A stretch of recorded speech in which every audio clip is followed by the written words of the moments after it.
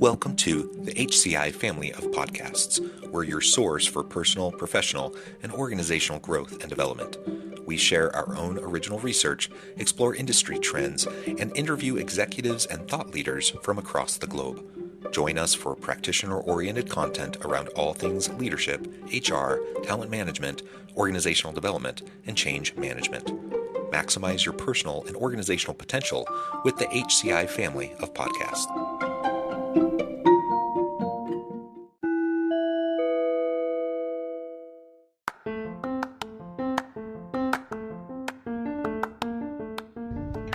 Welcome to the podcast. In this podcast episode, I talk with Jaime Dunaway-Seale about unpacking Gen Z salary expectations.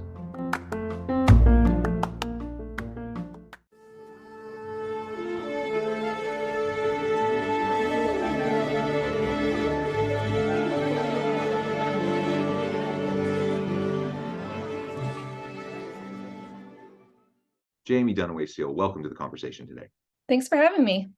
It is a pleasure to be with you. Welcome back to the podcast. We've talked before and you always have great insights. Today, we're going to be talking about a recent report and data analysis that you've done, unpacking Gen Z salary expectations. And I think from a comp and benefit standpoint, from a strategic. No, I think that sums it up pretty well. All right, very good. And remind me, where are you located? I'm located in Dallas, Texas. Wonderful. Texas. I'm joining you from the Salt Lake City area in Utah. Now, Jaime, as we get started, why don't you share a little bit of just background around this analysis, the survey results, and the report? Like why this report? Why now? Why is this something that you were focusing on? Right. This is the second edition of this report. And both years, we discovered that Gen Z really does not have a good grasp on what they're actually going to make 1 year out of college and even into mid-career. And, this is really important because, as they're,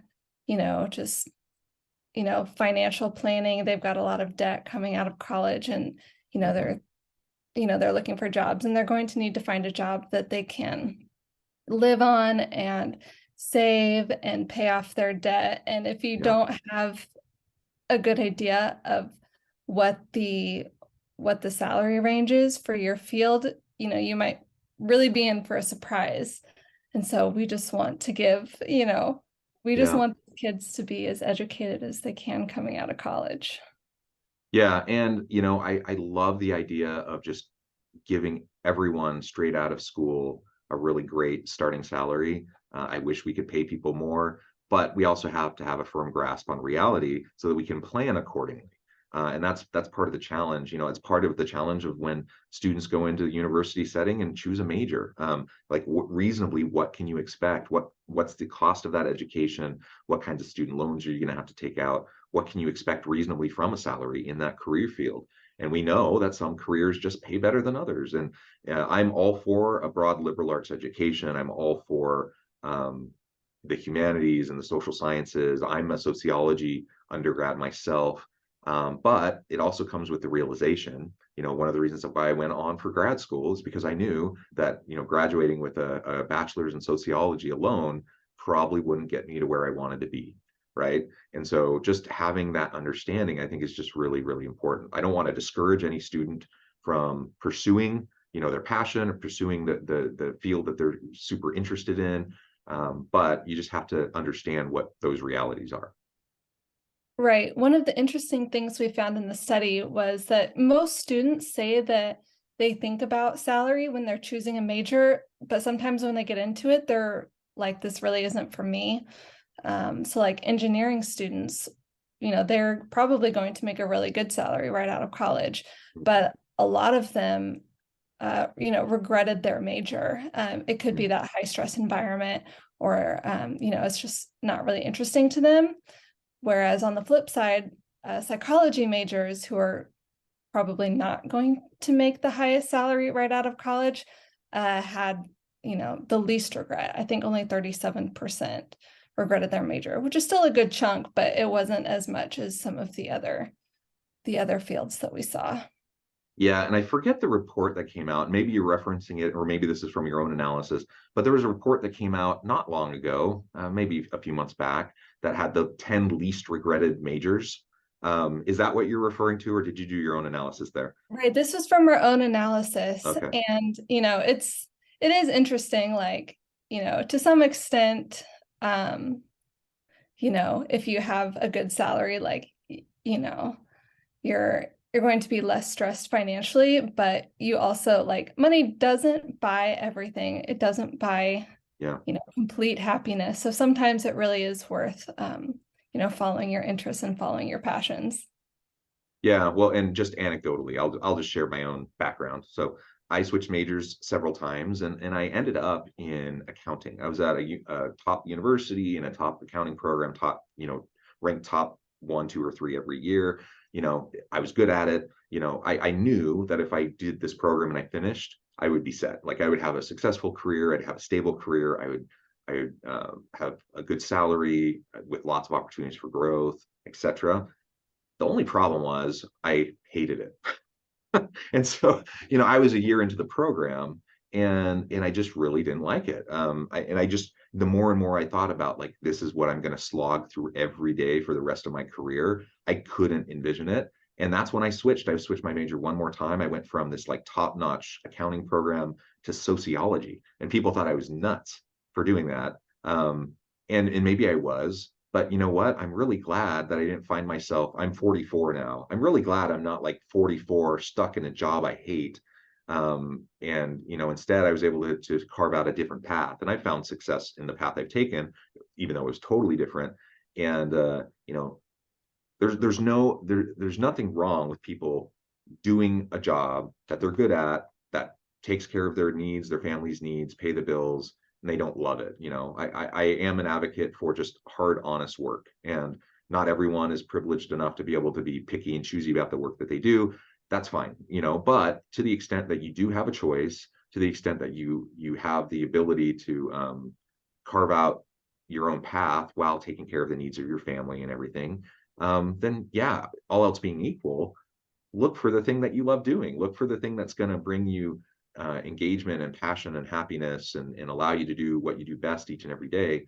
And you're going to be less likely to find yourself in the throes of a midlife crisis 10, 15, 20 years into your career if you do that. And that's not to say that every job doesn't have stuff you don't like. I love being a professor. I don't love grading papers, but so there's things that I love, things that I don't like as much. That's just the reality. But finding what you can love makes a difference. And so even though I made that choice, even though I knew, an undergrad in sociology versus an undergrad in accounting from a top national program, I knew that would be a huge trade-off in terms of what I could expect. But I also knew, in making that calculus, like going through that thought process, I also knew that meant for sure grad school. I wasn't just going to stop at my bachelor's. And so that was part of how I moved forward in my path. Okay, so enough about me and enough about my own little anecdotal story here. I think lots of people can resonate with similar types of paths in a university setting, and as you're trying to navigate early in your career. So we have this expectation. Lay out for us some of what the report tells us around the salary expectation for those leaving school, moving straight into the university setting, or straight into the workforce. Yes, we found that most Gen Z students expect to make about $85,000 1 year out of school, so an entry-level job. But the reality is that they're going to get more like $55,000. That's the starting salary on average across the US. And then, most students aren't going to get that. So they're probably going to have to compromise. And we found that like 97%, nearly all students said that they would accept a lower starting salary in exchange for some good benefits. But even then, their minimum, they say, is $72,000, which again is still too high. So, it's really not what it's really not what the market will bear. It obviously depends on discipline and what you study in school and the career path you're taking. But, I think it's much more reasonable for the average college student to come out thinking, maybe 50, 55, 60 on the high end, that's a much more realistic expectation.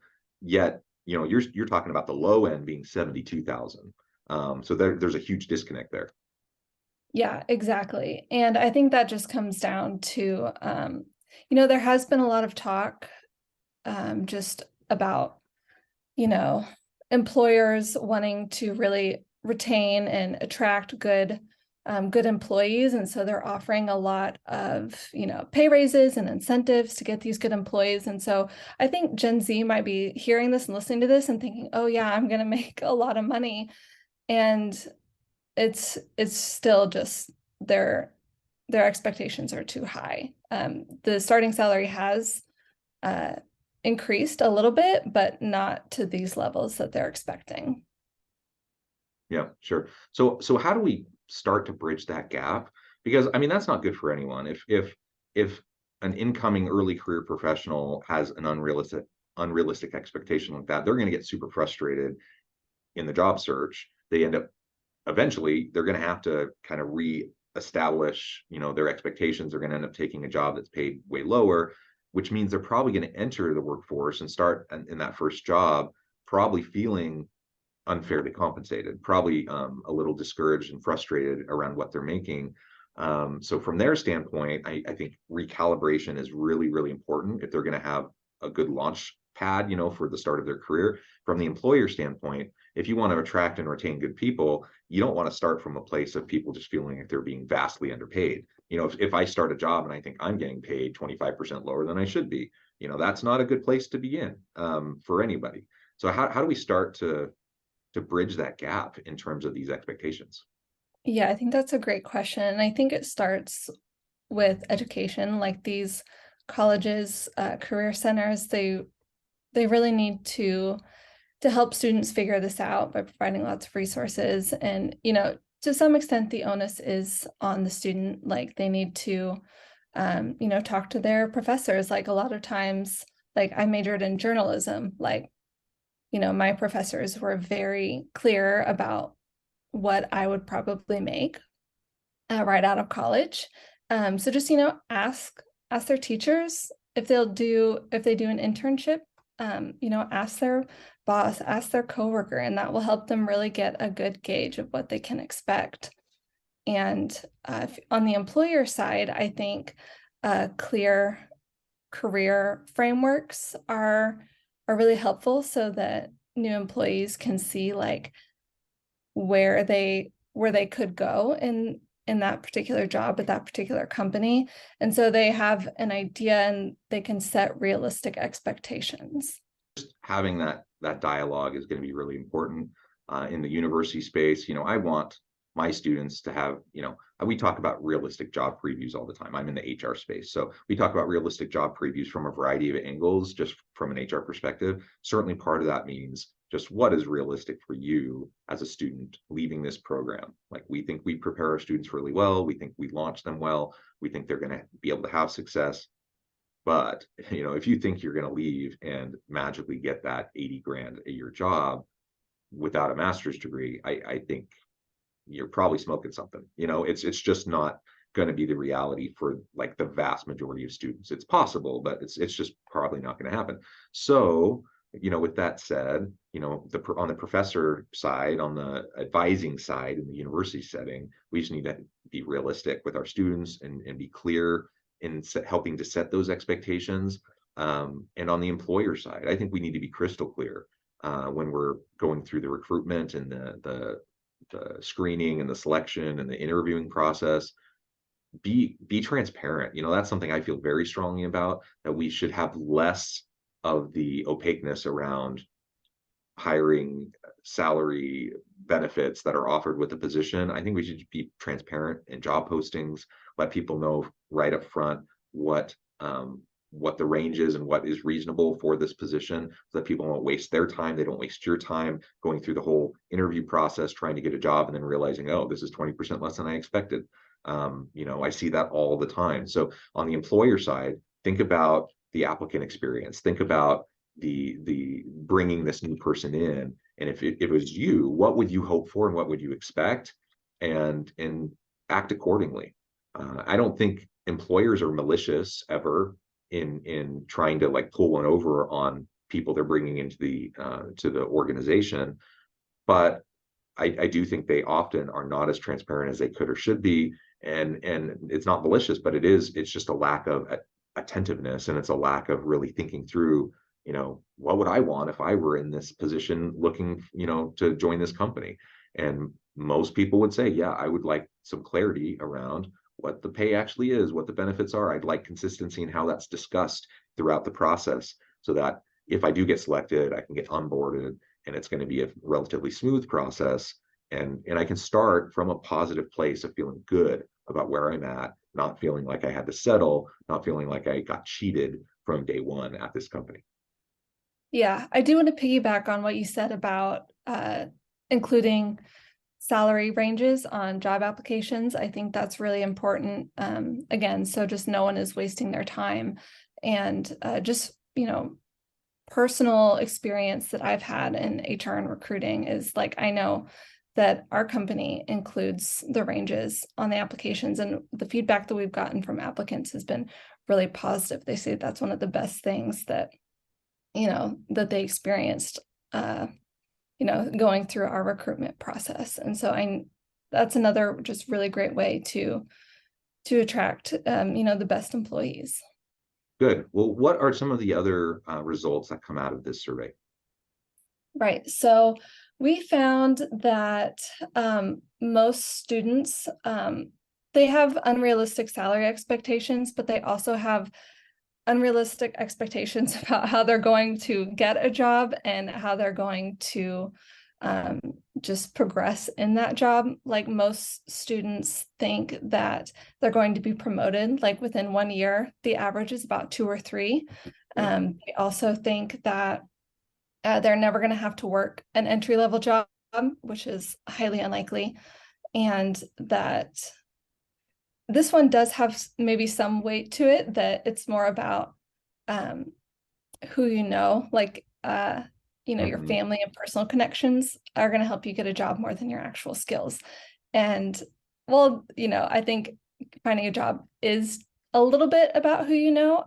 You definitely need to be qualified to actually do that job. Yeah. So who might help get you in the door for the interview.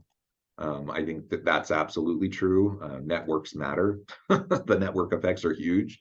But unless your parent is like the CEO, that connection isn't going to help you get that job if you don't have the skill set to go along with it. So it might get you in the door for the interview, or to be considered, have the start of the conversation. But if there are tons of really qualified people who have the skill sets and you don't, forget about it. Like, you're just not going to get selected. Businesses are too competitive. Companies aren't going to shoot themselves in the foot, Exactly. I think it's really important to build those skills, like those practical skills as a student, because, your resume only is going to get you so far. Like, it's important to have a good resume, but you want to show them the practical skills and, projects that you have accomplished as well. Not just like, oh, I have a 4.0 GPA. Yeah. And that's something I try to tell students all the time. It's about the practical application of knowledge in our program. That's going to be really important for you. And that's why we build in internships. We build in lots of consulting projects into our courses. The students don't always love it. Sometimes they would rather just kind of do an easier class where they don't have to do that kind of stuff. But it's going to make all the difference in the world when they're applying for positions and they can demonstrate actual experience doing actual projects, working through the challenges that are innate with those, and just demonstrating how they have been able to apply what they've learned. And it's not about the GPA. It's about the skills. And so, getting that 4.0, that's great. And I know some people have that goal. But sometimes I think one of the best things that can happen to a student who's like a 4.0 student is that first A- or that first B+ that they get, that then kind of frees them from the bondage of like that constant expectation of trying to get a 4.0, because frankly, nobody cares in business. They just do not, especially after the first job. Whatever you did in your undergrad, once you get that first job, it's all about your performance. It's all about what you're able to accomplish in that first job, your university experience and your GPA and your projects and all those sorts of things. That helps you get that first job. it's not really going to be all that relevant after that, right? In terms of just the raw like job application experience and what people are going to be looking at when they're making those hiring decisions. So GPA is just much on the lower end of what's going to be really, really important. Even grad programs are looking less at GPA now than they used to in terms of being a factor for admissions. So just keep that in mind for anyone listening who's early career in college. Keep those things in mind as you're trying to reasonably think through what you need to focus your limited time on, because everyone's busy, everyone's juggling lots of stuff. College students today, at least at my university, the average college student today is different than maybe the average college student a generation ago. Many more of them are working. A lot of them are non-traditional. A lot of them have families. They're juggling a whole lot of stuff. It's not just like going to college for 4 years and just like going through your classes. That, at least at my university, that's not how it is for almost anybody. So, just recognizing how you're going to prioritize given limited bandwidth, limited time and resources is important, as you're making the calculus towards your future. Well, very good. Anything else that you would like to highlight from this report that you think is really important in terms of Gen Z expectations in the workplace? Yeah, I think just one last thing is, you talked about earlier, just kind of starting out from a state of disappointment. And, we do see that in our study. Gosh, I hate to end like this on a downer. But, when students kind of are faced with reality, they're like, oh man, like they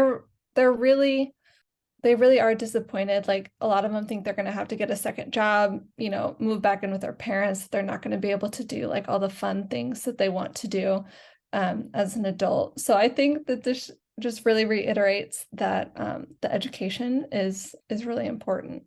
As we wrap things up today, I just wanted to give you a chance to share with the audience how they can connect with you, find out more about your work, your team, and then give us a final word on the topic for today. Yeah, so anyone who wants to read the full report can go to realestatewitch.com/research, and they'll find this study as well as all of our other reports. And they can connect with me at Jaime Dunaway on Twitter, as well as at Clever Real Estate. And, as for our final word goes, I think that this report is, we all kind of like to dunk on other generations. We're like, oh, I can't believe that they believe this. But, I think that it's just, we need to be helpful, and we need to try and prepare these students as best as they can coming out of college. Yeah, well said. Jaime, thank you so much. It's been a pleasure. I encourage the audience to reach out, get connected, find out more about what Jaime can do for you. Check out the report and other resources. And as always, I hope everyone can stay healthy and safe. They can find meaning and purpose at work each and every day. And I hope you all have a great week.